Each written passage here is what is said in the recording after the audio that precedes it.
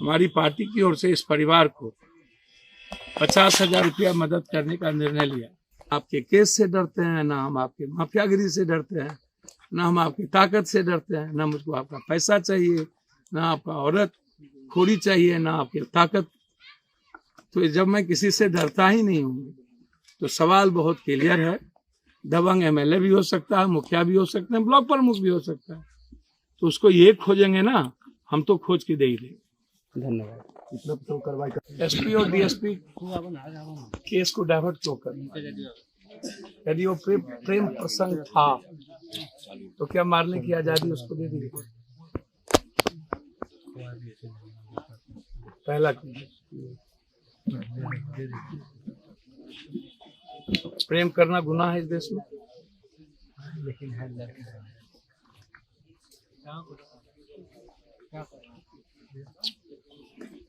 और कोलैबोरेशन कुछ आप करेंगे कि नहीं? जब प्रेम प्रसंग होगा तो 6 महीना, साल भर, 2 साल, 3 साल, 4 साल उसके कॉल डिटेल होंगे।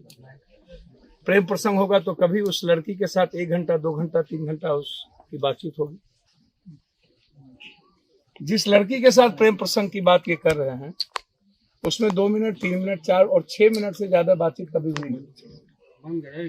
तो उनकी बातचीत, चूंकि यहाँ मेडिकल के यहाँ उनके पास कलेक्शन का काम था, बाहर भेजते थे, तो उनकी बातचीत लगभग नर्सिंग होम के नर्स से या डॉक्टर से होती थी।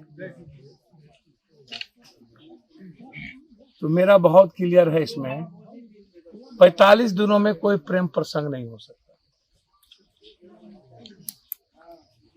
और 6 मिनट में कोई प्रेम नहीं हो सकता।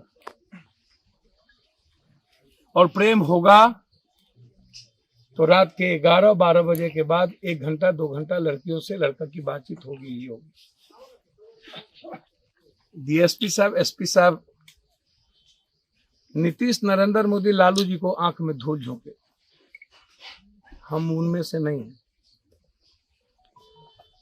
हम यदि आए होंगे पूर्णिया से मर्डर के बाद यहाँ, तो हम सोच समझ के आते हैं।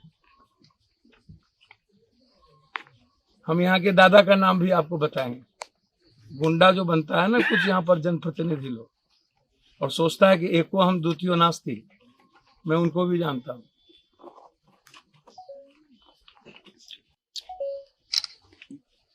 दूसरी बात, पवन चाहता था कि यह लड़का उस नर्स से प्रेम ना करे, इसीलिए मार दिया। तो क्या पवन मारने में अपने सगे दोनों भाई को ले गया? दुनिया में कोई ऐसी घटना बता दीजिएगा कि हम प्रेम करेंगे और यदि हमारी कहीं से मन में होगी कि वो लड़की से ये बात ना करे तो दोनों सगे भाई जाके मारेंगे। दीपक और पवन दोनों का नाम डीएसपी बोल रहा है सोशल मीडिया पर। बिट्टू भी, उसके भाई की वाली बात में, बिट्टू भी भाई ही हुआ। बिट्टू। चौथी चीज, ये घटना शुरू कब से हुई? आरटीआई कब से शुरू हुई? 11 फर्जी नर्सिंग होम कौन कौन है? हम नर्सिंग होम की बात नहीं कर रहे हैं, हम फर्जी नर्सिंग होम की बात कर रहे हैं, जहां मेडिकल काउंसिल ऑफ इंडिया का कोई रूल्स आउट नहीं है, ना कोई सर्जन हो बैठता है, ना कोई फिजिशियन होता है। कंप्लीट पेन एंड पेपर पर, कागज पर फर्जी नर्सिंग होम चलते हैं, और जिसमें लोकल जनप्रतिनिधियों की भागीदारी ज्यादा होती है, दबंगई करते हैं। कि एक तो उनका आरटीआई लगातार करना, दूसरा 11 फर्जी नर्सिंग होम के बारे में पूछताछ होना, 7 तारीख को खेला होवे स्टेटस को डालना, फिर गाना के साथ आगे बढ़ना, 12 तारीख को किडनैपिंग होना और 15 को लाश पकड़ना। 9 को किडनैपिंग, 12 को लाश, 9 को किडनैपिंग, 12 को लाश मिला। तो उसमें बहुत सीधा सवाल ये है, एक टेप है जो हम कभी आप लोग को देंगे, वो अनुराग हॉस्पिटल के डॉक्टर का और वहां के नर्स का। वहां की एक नर्स है पूर्णकला, वो कहती है कि 7:30 बजे या 8:30 बजे डॉक्टर मेरे साथ थे। और वो डॉक्टर कहता है कि मैं नर्स के साथ हूँ, मैं बंद करके चला गया हूँ, और डॉक्टर नर्स कहती है कि डॉक्टर मेरे साथ थे। तो डॉक्टर खुद टेप पर कह रहा है और नर्स अलग कह रही है कि नहीं मेरे साथ थे, और डॉक्टर कह रहा है कि मैं उनके साथ नहीं था। तो सीसीटीवी फुटेज भी है, मोबाइल का लोकेशन भी है। तीसरी चौथी चीज कि जिस दिन ये किडनैपिंग हुई है उनको उनके अस्पताल पर यदि बुलाए गए तो बट नेचुरल है किसी सिलेक्शन के माध्यम से 4 बार यदि किसी ने फोन किया या 5 बार करके बुलाया और वो गए और फिर वो गायब हो गए, और इसमें आप 5-6 आदमी को कह रहे हैं कि ये मारने में ये लोग हैं, तो क्या पवन, दीपक के अन्य लोग जो मारने वाले हैं, क्या उनका फर्जी नर्सिंग होम या कोई मेडिकल ग्राउंड से संबंध है या नहीं? तो इसका मतलब है कि जेल गेट के बगल में एक आरएस हॉस्पिटल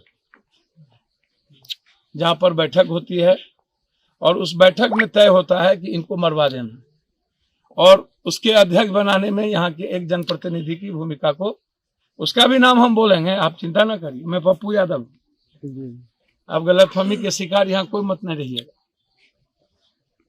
कि उनको अध्यक्ष बनाया जाए। हम जानना चाहते हैं कि जब ये बैठक हुई, यहाँ की एक मजबूत जनप्रतिनिधि जिनको अध्यक्ष बनाने की बारी आई, तो नर्सिंग होम के अध्यक्ष बनाने की बारी किसी मुखिया या किसी प्रमुख या किसी विधायकों को क्यों आ गई? विधायक कौन दबंग आदमी है, या ब्लॉक प्रमुख दबंग है, या मुखिया दबंग है? और इस मर्डर में मुखिया या एमएलए या ब्लॉक प्रमुख की भूमिका है या नहीं, इसकी जांच क्यों नहीं होती? हम उसकी भी जांच चाहते हैं, सीसीटीवी फुटेज की जांच चाहते हैं, इनके कॉल डिटेल की जांच चाहते हैं, जिससे प्रेम प्रसंग था उनकी भी कॉल डिटेल की जांच चाहते हैं, और साथ साथ लगातार फर्जी नर्सिंग होम के खिलाफ बुद्धिनाथ झा, जो जिनकी शादी भी नहीं हुई, बड़े भाई की शादी नहीं हुई है, मंझले भाई हैं, एक बड़े के बाद मंझले के बाद छोटे, उनकी शादी नहीं हुई, तो कोई भी फादर, इनके पिता बनमनखी और मुरलीगंज में मेरे यहाँ कार्यरत थे, काम करते थे, तो मैं इनको वहां से भी जानता हूँ। चूंकि पूर्णिया में एटेंडम इतनी बड़ी घटना घटी और सुबह में हमको जानकारी मिली, तो एटेंडम हमने जानकारी लेना शुरू किया कि ये घटना घटित हुई कैसे और क्यों हुई। तो ये जानकारी जब हम लिए, तो जब ये बात आई सोशल मीडिया पर और एसपी ने इस बात को प्रेम प्रसंग इतने दिनों के बाद लाए, तो मुझको लगता है कि नर्सिंग होम के सभी माफियाओं ने 50 लाख से 1 करोड़ रुपया नीचे से ऊपर देने का काम किया है।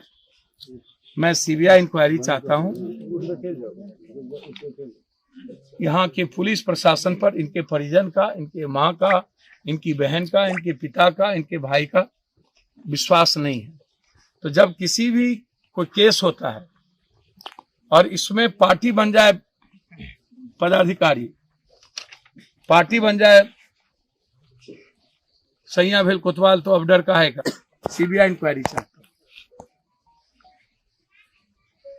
मैं मुख्यमंत्री जी से मिलूंगा, मैं डिटेल रखूंगा। यह परिवार मुख्यमंत्री जी से जनता दरबार में जाके मिले और मुख्यमंत्री जी से सीबीआई की जांच की मांग करे। यदि मुख्यमंत्री जी इस पर सीबीआई इंक्वायरी पर नहीं खरे उतरेंगे, तो मैं चाहूंगा यदि इनका परिवार पीआईएल फाइल करेंगे हाई कोर्ट और सुप्रीम कोर्ट, तो एज ए भाई, एज ए मैन, मैं किसी भी परिस्थिति में इस परिवार के साथ तन मन धन सब चीज से पीआईएल में रहूंगा, और हाई कोर्ट में, सुप्रीम कोर्ट में अच्छे लॉयर को ला करके इस केस को सीबीआई इंक्वायरी की मैं मांग करूंगा। बहुत क्लियर है, डाइवर नहीं होने देंगे, सरकमस्टांसेस आपको दिखाने होंगे। जब तक आप प्रेम प्रसंग के लिंकेज को, सरकमस्टांसेस को आप सामने नहीं लाते हैं, और जिससे प्रेम प्रसंग की बात आप कर रहे हैं, उस लेडीज के कॉल डिटेल को आप निकालिए, उस लेडीज के और डॉक्टर के कॉल डिटेल को निकालिए, डॉक्टर्स और लेडीज के आमने सामने आप करिए, मुख्य कानून नहीं चलेगा और समाज को दिग्भ्रमित मत करिए। हमारी पार्टी की ओर से इस परिवार को 50,000 रुपया मदद करने का निर्णय लिया, ताकि उनकी माँ, उसके पत्नी तो है नहीं, उनकी माँ को हम करेंगे, मुख्यमंत्री से मिलेंगे। यह घटना नर्सिंग होम के 11 जिनके खिलाफ उनका RTI था, उनके कंप्लीट कॉन्वेंस है। इसमें यहाँ के दबंग लोग भी इन्वॉल्व हैं और मीटिंग करके कुछ छोटे चीजों को हायर करके इस घटना को अंजाम दिया गया है। इसमें जस्टिस के लिए समाज को खड़ा होना चाहिए। मैं समाज के साथ, और कुछ पूछना हो तो आप। वो दबंग लोग कौन है सर? जैसा कि आपने बताया मैंने कि कहा MLA भी हो सकते हैं, ब्लॉक प्रमुख भी हो सकते हैं, मुखिया भी हो सकते हैं। कौन है तो सामने आ जाएगा, मैंने बता दिया आपको, आप खोजिए कौन हो सकते हैं। जैसे हमसे पूछा कि शराब माफियाओं का नाम मैंने 65 कल उजागर किया और लगातार मैं हर सप्ताह 65 नाम उजागर करूंगा। अंत में किन किन विधायक मंत्रियों का शराब में पैसा है वो भी मैं उजागर करूंगा। आपके केस से डरते हैं ना, हम आपके माफियागिरी से डरते हैं ना, हम आपकी ताकत से डरते हैं ना। मुझको आपका पैसा चाहिए ना, आपका औरत खोरी चाहिए ना, आपकी ताकत। तो जब मैं किसी से डरता ही नहीं हूँ तो सवाल बहुत क्लियर है। दबंग MLA भी हो सकता है, मुखिया भी हो सकते हैं, ब्लॉक प्रमुख भी हो सकता है।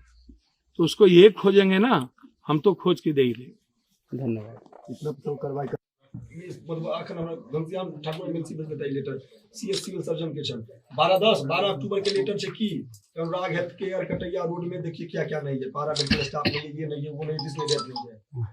तो अविनाश का कोई प्रेम प्रसंग नहीं था, कोई अगर मतलब कहीं से कोई पब्लिक ओपिनियन भी ले लो, इसीलिए हमने भाई के नाते अगर अविनाश का प्रेम प्रसंग साबित हो गया, कोई साबित कर दिया, जो पत्रकारों ने इस तरह का प्रोपेगेंडा चलाया है प्रशासन के दबाव में आकर, प्रशासन की हुजूरी के चक्कर में, तो मैं इतना घोषणा कर दिया हूं उसके भाई के नाते, उसकी चीजों को मैंने रीड किया, उसको कंधा देकर के मैं आया हूं कि अगर साबित हो गया कि मेरा भाई का प्रेम प्रसंग है तो आजीवन में नंगा इस चौराहे पे घूमूंगा। तो सत्य प्रकाश को प्रशासन जनता के सामने हम लोग नंगा करेंगे इस बेहुदगी बयान देने के कारण।